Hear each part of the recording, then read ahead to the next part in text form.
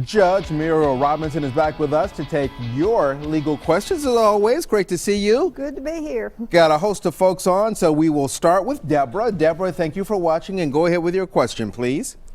Yes, ma'am. I live in a mobile home park, and there are trees in here that need to be cut desperately. We've asked management to cut them. Some people have even had them come through the roof of their home. What can we do? They will not cut these trees. People are losing their homeowners insurance over it because they won't insure the homes because the trees won't be cut. Well, if you're renting the home, the best thing to do would be move, because it's very hard to chase a landlord around to get them to maintain the property. If you don't have it in your lease that they're to maintain it, then of course they're considering the trees to be theirs, and so they may not trim them when you think that they need trimming. So get out your lease and read to see what the requirements are that the landlord would do to keep that property in habitable conditions. So, but you could call them up and say, I'm going to have my lawyer get on this case, or call Channel 5. All right. Really. Hey, right now we've got Laura with us. Laura, thank you for watching, and go ahead, please.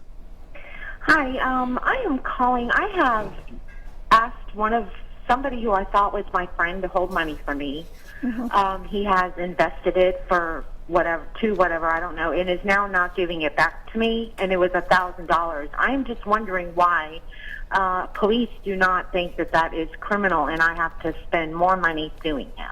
Well, first of all, you didn't have any relationship that was a fiduciary relationship with this person. You trusted him because he was your friend. Usually when you invest money, you have a contract, you have a list of details, you have disclaimers that show that you might have a loss if the funds are invested. So giving money to a friend is not a wise idea. Now, this would probably be a general session suit. You can file a warrant seeking return of the money that you gave it to him to hold. But why did you do that? Did you give it to him to invest? If you did, there is a risk when you invest. So it's doubtful that you could recover it, but maybe he doesn't want to go to court. You'll have to provide your own lawyer. You could ask for court costs, but it's a little iffy whether or not you're going to make the recovery on the $1,000. Very rare too if he says, I want to hold some money for you. That's always a bad sign, Right. in my past experience. All right now we've got Mary Lynn. Mary Lynn, go ahead with your question, please. All right, Marilyn, go ahead with your question, please. Yes, I have a great-grandson, and he's 9, and his daddy has been in the pen ever since before he was born, in federal pen. And how do we go about getting any child support for him? Well, if the birth father is in the penitentiary, he's not making too much per month. And now they do put prisoners to work, and they've given them an allowance, and so but it's not very much. So, you can get assistance through the Aid to Dependent Children for food stamps and things like that. But this man, if he's in the federal penitentiary, he's probably not getting out pretty soon.